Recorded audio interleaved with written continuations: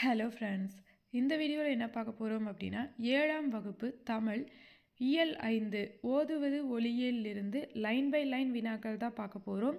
So இந்த இயலில் பார்த்தீங்க அப்படின்னா மொத்தமாக 90 வினாக்கள் இருக்குது. அதில் ஆல்ரெடி 50 வினாக்கள் பார்த்தாச்சு. அதுக்கான லிங்க் கீழே டிஸ்கிரிப்ஷனில் இருக்குது, வேணும் அப்படின்னா செக் பண்ணி பாருங்கள். இந்த வீடியோவில் மீதி இருக்க 40 வினாக்கள் பார்க்கலாம். 51வது வினா, பின்வரும் எதை வலியுறுத்தி சுப்ரபாரதிமணியன் சிறுகதை, புதினம், கட்டுரை முதலியவற்றை எழுதியுள்ளார்? குழந்தை தொழிலாளர் முறை ஒழிப்பு, இயற்கை வளங்களை பாதுகாத்தல். இதை வலியுறுத்தி சுப்ரபாரதிமணியன் சிறுகதை, புதினம், கட்டுரை முதலியவற்றை எழுதியுள்ளார். ஆ மற்றும் ஆ, லாஸ்ட் ஆப்ஷன். அடுத்த 52வது வினா, சுப்ரபாரதிமணியம் நடத்திய இதழ் எது? கனவு என்ற இதழை நடத்தியிருப்பார். குயில் என்ற இதழை நடத்தியவர் பாரதிதாசன். பாரதிதாசனால் குயில் என்ற இதழ் நடத்தப்பட்டிருக்கும். கனவு என்ற இதழை சுப்ரபாரதிமணியன் நடத்தியிருப்பார். அடுத்த 53வது வினா, நன்னூலின்படி தமிழில் உள்ள ஓரெழுத்து ஒரு மொழிகளின் எண்ணிக்கை. நன்னூலின்படி தமிழில் 42 ஓரெழுத்து ஒரு மொழிகள் உள்ளன.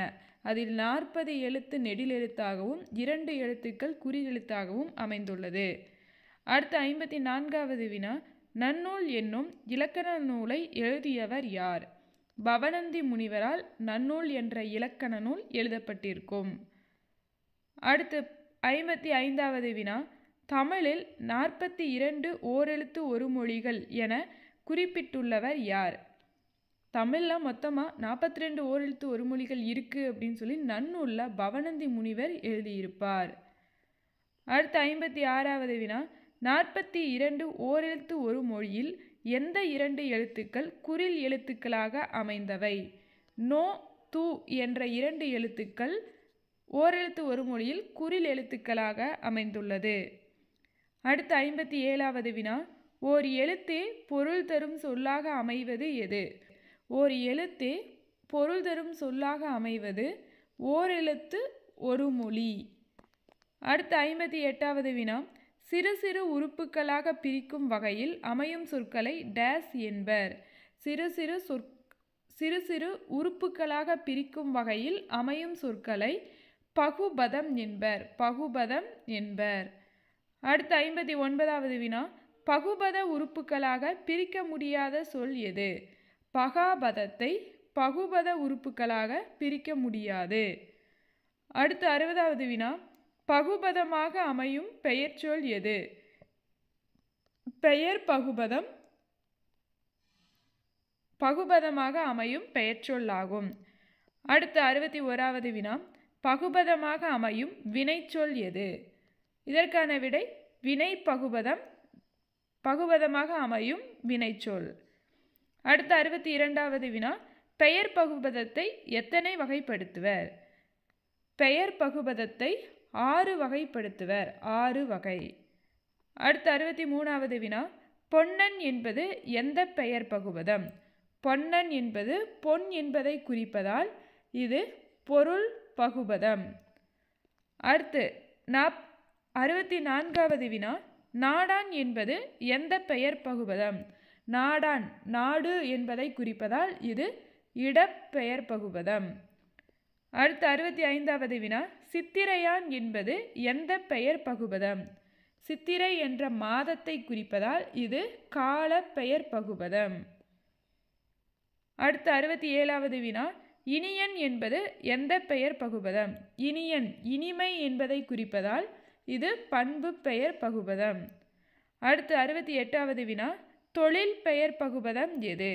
இதில் உழவன் என்பது உழவு என்ற தொழிலை குறிப்பதால் இது தொழிற்பெயர் பகுபதம். அடுத்த 69வது வினா, பகுபத உறுப்புக்கள் எத்தனை வகைப்படும்? பகுபத உறுப்புக்கள் 6 வகைப்படும். அடுத்த 70வது வினா, பகுபதத்தின் முதலில் அமைந்து முதன்மையான பொருளை தருவது எது? பகுதி பகுபதத்தின் முதலில் மட்டுமே அமையும். அடுத்து 71வது வினா, கட்டளையாகவே அமையும் பகுபத உறுப்பு எது? பகுதி கட்டளையாக மட்டுமே அமையும் பகுபத உறுப்பாகும். அடுத்து 72வது வினா, பகுபதத்தின் இறுதியில் அமைந்து திணை பால் ஆகியவற்றையோ முற்று எச்சம் ஆகியவற்றையோ காட்டுவது எது? பகுபதத்துடைய இறுதியில் மட்டுமே அமையும். இது திணை பால் ஆகியவற்றையோ இல்லை முற்று எச்சம் ஆகியவற்றையோ காட்டும். எது அப்படின்னு பார்த்தோம்னா விகுதி. ஒரு பகுபதத்தில் பார்த்தோம் அப்படின்னா பகுதியும் விகுதியும் கட்டாயமாக இருக்கும். அடுத்து 73வது வினா, பகுபதத்தின் இடையில் அமைந்த காலம் அல்லது எதிர்மறையை காட்டுவது எது? பகுபதத்தின் இடையில் அமைந்து காலம் அல்லது எதிர்மறையை காட்டுவது இடைநிலை. அடுத்து 74வது வினா, பெரும்பாலும் பகுதிக்கும் இடைநிலைக்கும் இடையில் இடம்பெறும் மெய்யெழுத்து எது? சந்தி. சந்தி பார்த்தோன்னா பகுபதத்தோட பகுதிக்கும் இடைநிலைக்கும் இடையில் இடம்பெறும் மெய்யெழுத்தாக இருப்பது சந்தி. அடுத்து 75வது வினா, பகுதி விகுதி இடைநிலை முதலியவற்றில் ஏற்படும் மாற்றம் எது? பகுதி விகுதி இடைநிலை முதலியவற்றில் ஏற்படும் மாற்றம் விகாரம். அடுத்து 76வது வினா, பொறுத்துக. பெயர் பகாபதம். இதில் பெயர் பகாபதம் என்பது காற்று.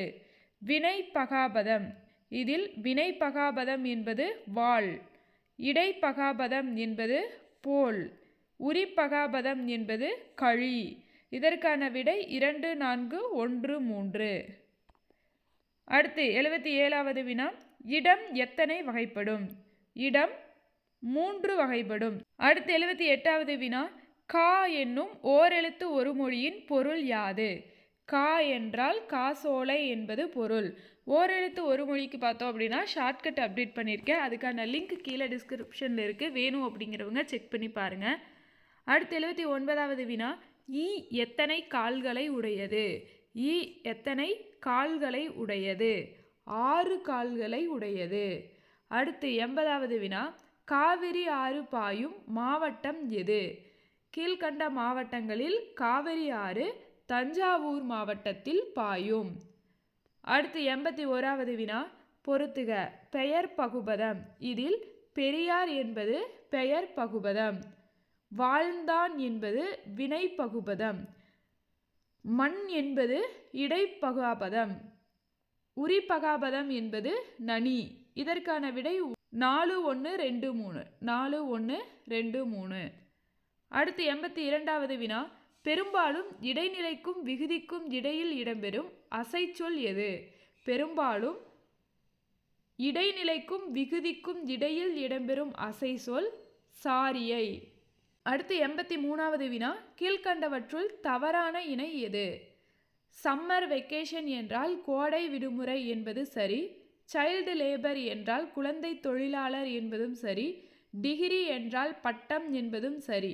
இலக்கியம் என்றால் லிட்ரஸி என்பது தவறு. லிட்ரஸி என்றால் கல்வி அறிவு என்பதுதான் கரெக்டான தமிழாக்கம். லிட்ரஸி என்றால் கல்வி அறிவு என்பதுதான் சரியான தமிழாக்கம். அடுத்து 84வது வினா, பொறுத்துக. நீதி. நீதி என்றால் மாறல். சீருடை என்றால் யூனிஃபார்ம். வழிகாட்டுதல் என்றால் கைடன்ஸ். ஒழுக்கம் என்றால் டிசிப்ளின். இதற்கான விடை 1, 2, 3, 4. அடுத்து 85வது வினா, ஆ என்னும் ஓரெழுத்து ஒரு மொழியின் பொருள். ஆ என்றால் பசுவை குறிக்கும். ஆ என்பது பசுவை குறிக்கும்.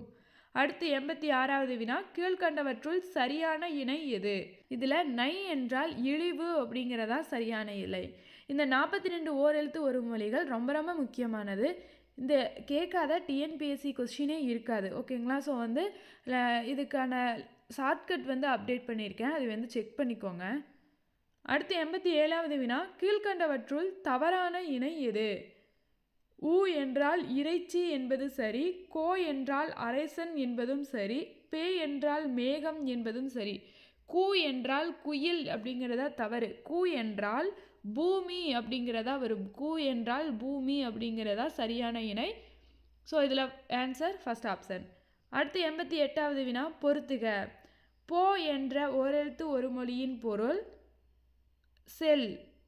மை என்றால் அஞ்சனம். மா என்றால் மாமரம். யா என்றால் அகலம். இதற்கான விடை 2, 4, 1, 3. அடுத்து 89வது வினா, நீ என்பதன் ஓரெழுத்து ஒரு மொழியின் பொருள். நீ என்றால் முன்னிலை ஒருமை. அடுத்து 90வது வினா, தூ என்பதன் ஓரெழுத்து ஒரு மொழியின் பொருள். தூ என்றால் தூய்மை என்பது பொருள். ஓகே, இதோட பார்த்தீங்க அப்படின்னா 40 வினாக்களும் அதற்கான விடைகளும் பார்த்தாச்சு. தேங்க்யூ.